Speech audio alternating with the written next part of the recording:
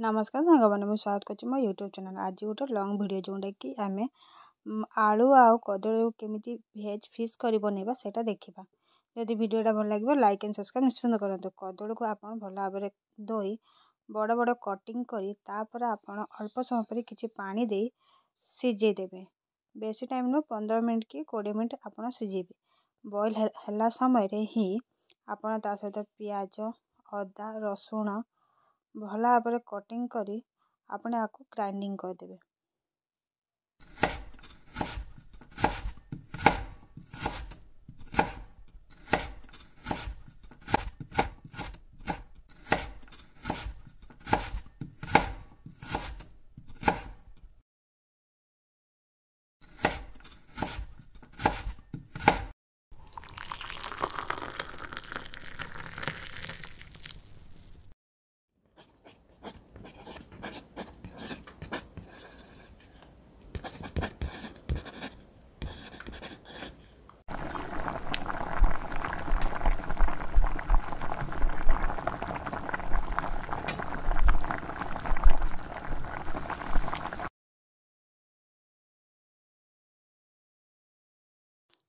सेथिरे आपण कदली और आलू रो चपा छड़ी सारा पर किछि हळदी ता सहित किछि सॉल्ट तापर red chilli powder fish powder आ बेसन आ कॉर्नफ्लोर पके भल भाव गले दिंतु। गले दे साइला परे आपण माछ साइज नहले जो शेप चाहले से शेप देबे।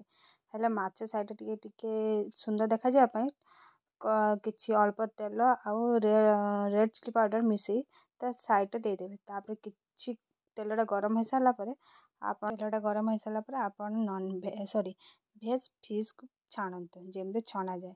छाणी साइला परे किछि पूरा भला भाव जेमते लाल लाल हे जिवो जेमते देखिबो सुंदर लागिबो सेमते छाणंतु जेमते आपनको टेस्ट लागिबो।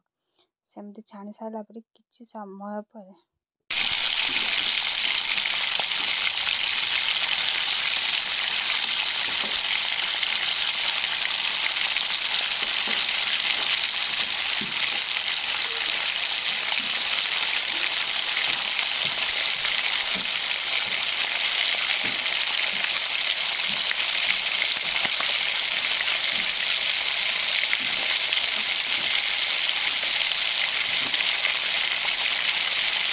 आपण मैंने जमी माछ तरकारी रोसे करें सेम सेमती माछ तरकारी रोसे करेंगे।